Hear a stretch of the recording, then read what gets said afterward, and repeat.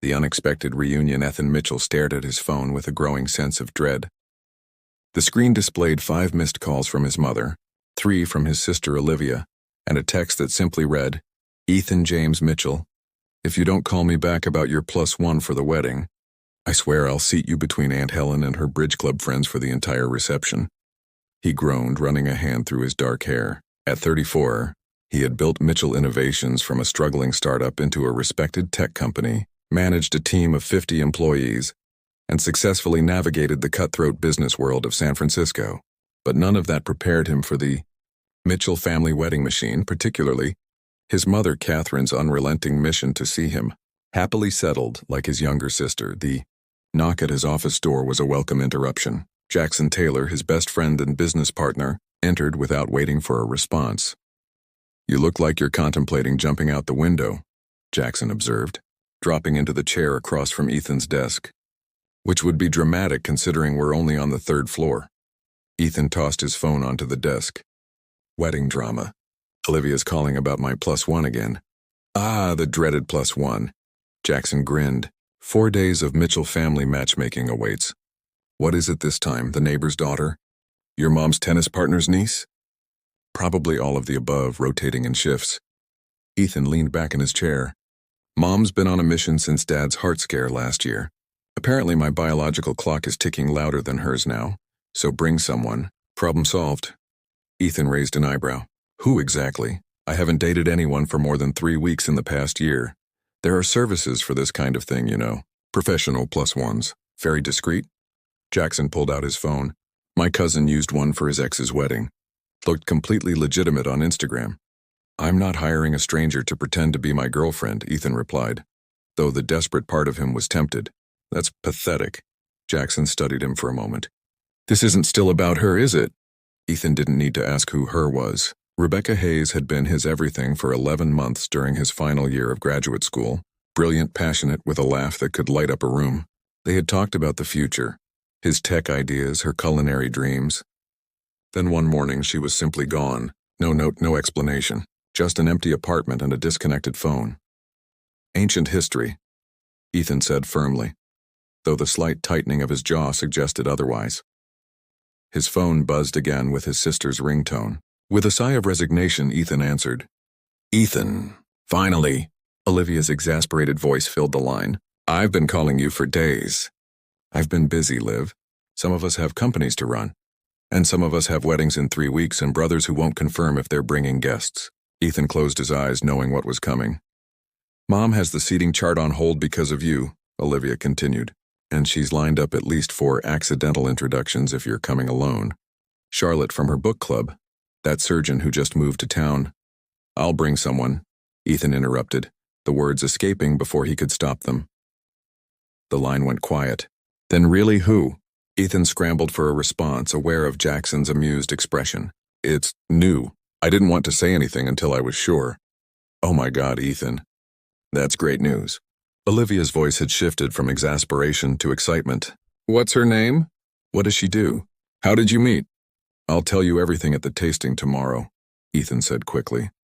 "You're still expecting me at 4, right?" "Yes, and now you absolutely cannot be late. Mom will be thrilled." After ending the call, Ethan dropped his head into his hands. "What did I just do?" Jackson laughed. "Created a girlfriend out of thin air, apparently. Very innovative." "I'm screwed." "Not necessarily." Jackson stood, straightening his jacket. "You've got 3 weeks to find someone convincing enough to fool your family for a long weekend. How hard can it be?" The answer, as Ethan discovered over the next 24 hours, was very hard. His dating app matches were either unavailable for a 4-day wedding commitment, or seemed like they might enjoy the fake relationship a bit too much. His female friends were either in relationships or had already met his family at various functions.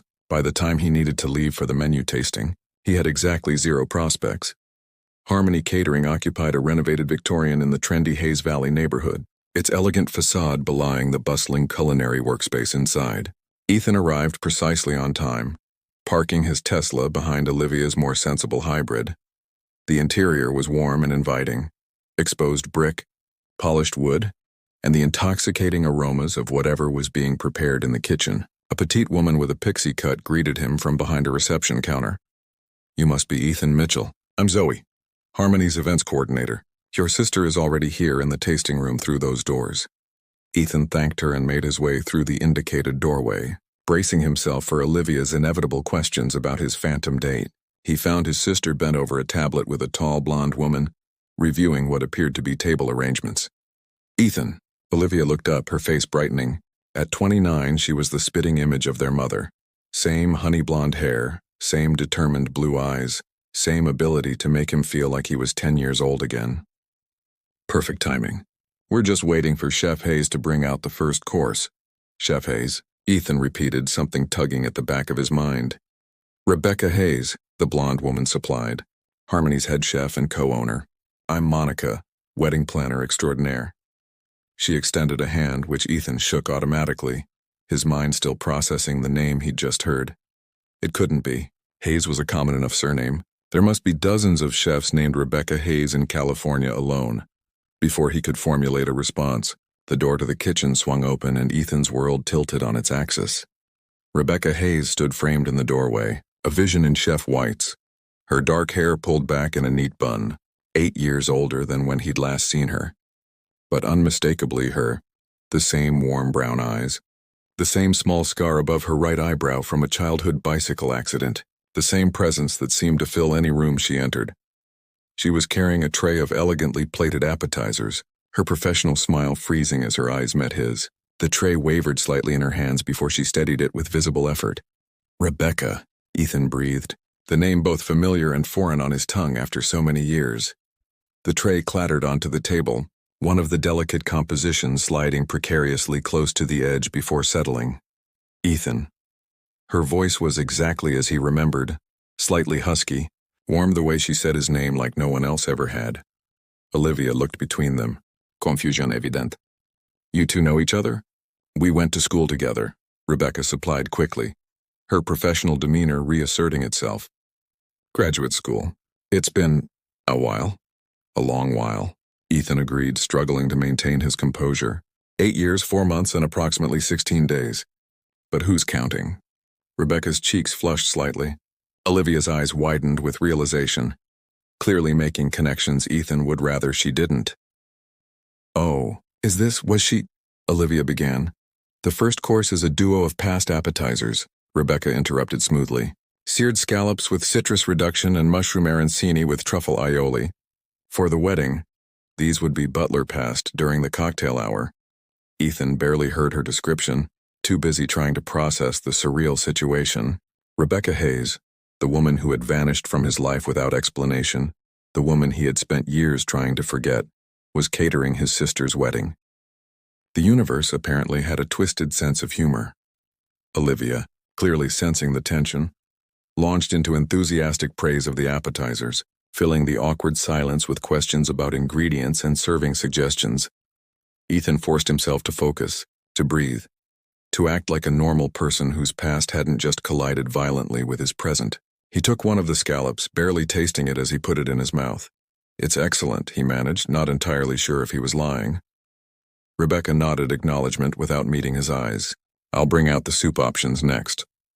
As she retreated to the kitchen, Olivia turned to him with barely contained curiosity.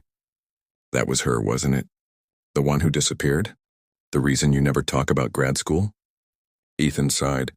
His sister had been a freshman in college when he and Rebecca were together, but she'd visited enough times to witness their relationship and his devastation afterward. Yes, he admitted. That was her. And now she's catering my wedding, Olivia said, her expression a mixture of horror and fascination. Ethan, what are the odds? Approximately 8 million to 1, he replied dryly. Give or take. Monica, who had been quietly observing their exchange, cleared her throat.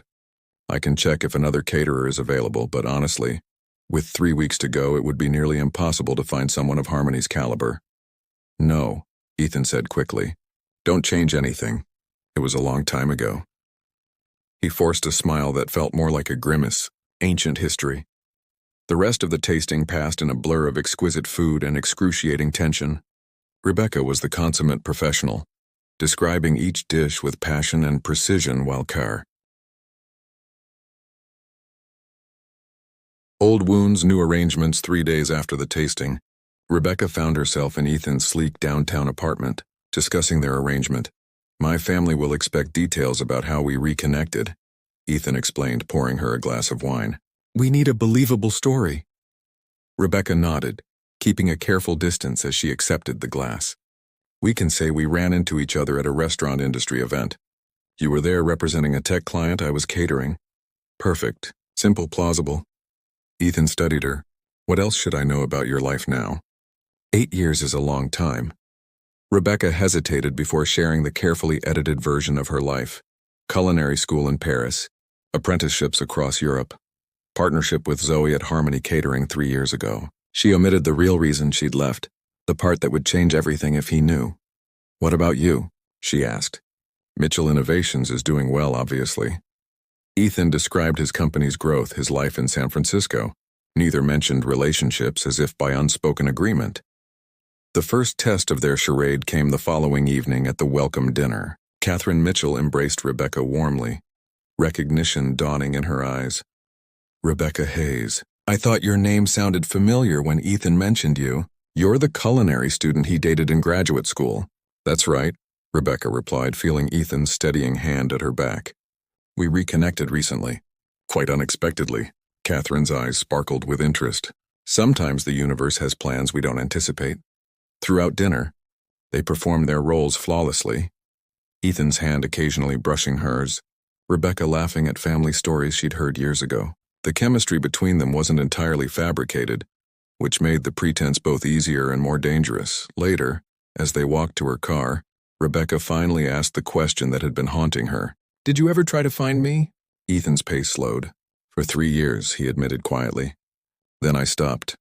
The weight of what she'd done settled heavily between them as they parted ways, both wondering if some wounds were too deep to ever fully heal.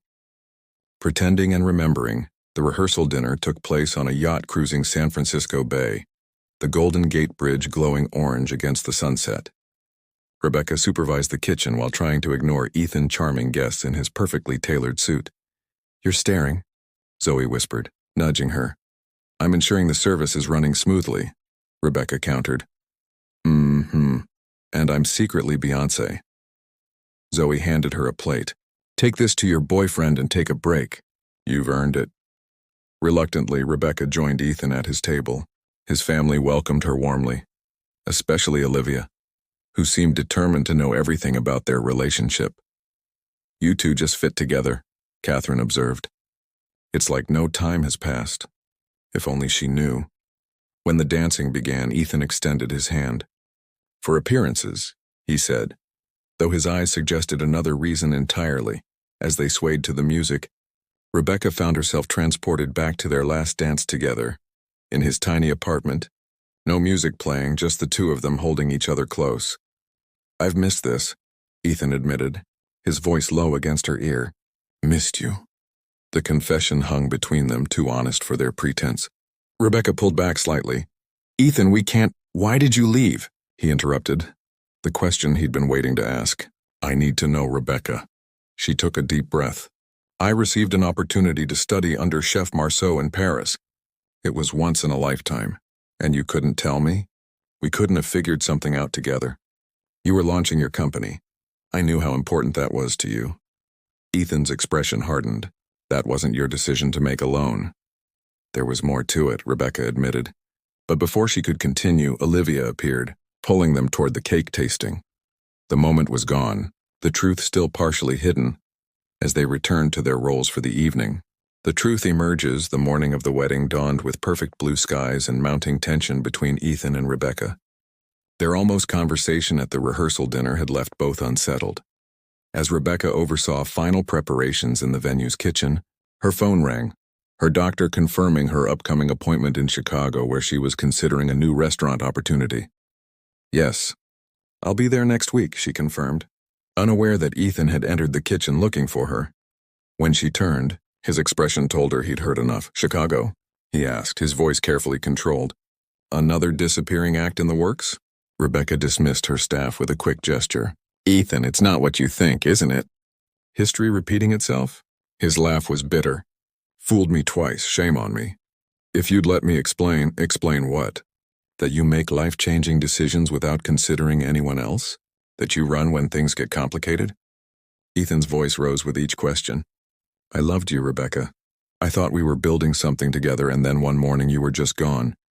I was pregnant. The words burst from her like water through a breaking dam. I left because I was pregnant with your child. Ethan staggered back as if physically struck. What? Rebecca wrapped her arms around herself. I found out the day before Chef Marceau's offer came. You were weeks away from your first major investor meeting. Everything you'd worked for was about to happen. So you decided for both of us, Ethan said quietly. You didn't give me a choice. I was 24 and terrified. I thought I was doing what was best. Ethan looked at her with eyes full of pain and confusion. What happened to our baby? Before Rebecca could answer, they were interrupted by the wedding coordinator announcing it was time for photographs. They separated, both reeling, forced to play their parts in Olivia's perfect day while their own world had just imploded. Throughout the ceremony, they stood apart, connected by a secret that had shaped both their lives for 8 years. Second chances at the reception, Ethan found Rebecca alone on the terrace, overlooking the garden where Olivia had just been married. I need to know, he said simply. Rebecca closed her eyes briefly, then met his gaze. I miscarried at 11 weeks, she whispered. Alone in Paris. By then I was too ashamed to come back. I'd made so many wrong choices, hurt you so deeply. Ethan's breath caught. You went through that alone, why? Because I thought I was protecting you. Your company was taking off, Tyr. I saw the news coverage. She smiled sadly. I told myself you were better off without my complications. That wasn't your decision to make, Ethan said, but the anger had drained from his voice, replaced by grief for what they'd both lost. I know that now. Rebecca wiped away a tear. I've spent 8 years regretting the way I left, Ethan. Not the cooking career, that's truly my passion, but how I handled everything else. Ethan was quiet for a long moment. We can't change the past, he finally said. But we don't have to repeat it either. Inside, the reception continued without them, their absence unnoticed as they began the conversation they should have had 8 years ago. I'm not actually moving to Chicago, Rebecca admitted. I was considering it, but my life is here. Harmony is thriving. Ethan nodded, processing everything. Where do we go from here? I don't know, Rebecca answered honestly. But I'm tired of running from the best thing that ever happened to me. Ethan reached for her hand, intertwining their fingers. No more pretending? No more pretending, she agreed. The next morning at the farewell brunch, they arrived together, no longer playing roles. Catherine noticed immediately, her knowing smile saying everything. You two figured it out, didn't you? Ethan looked at Rebecca, something new and hopeful in his expression. We're starting over. Properly this time. Some love stories take longer than others, Rebecca added. 6 months later, Harmony Catering prepared food for another wedding, a small, intimate ceremony overlooking the bay. This time Rebecca wasn't in the kitchen but standing before an officiant, her hand in Ethan's. 8 years ago, I made the mistake of not trusting in us, she said in her vows. Today I promise to face whatever comes next together. No running, no hiding, just trust. Ethan squeezed her hand. And I promise to always leave space for your dreams alongside mine. We're stronger together than we ever were apart. As they sealed their vows with a kiss, both knew that some journeys, no matter how winding, eventually lead exactly where they're meant to.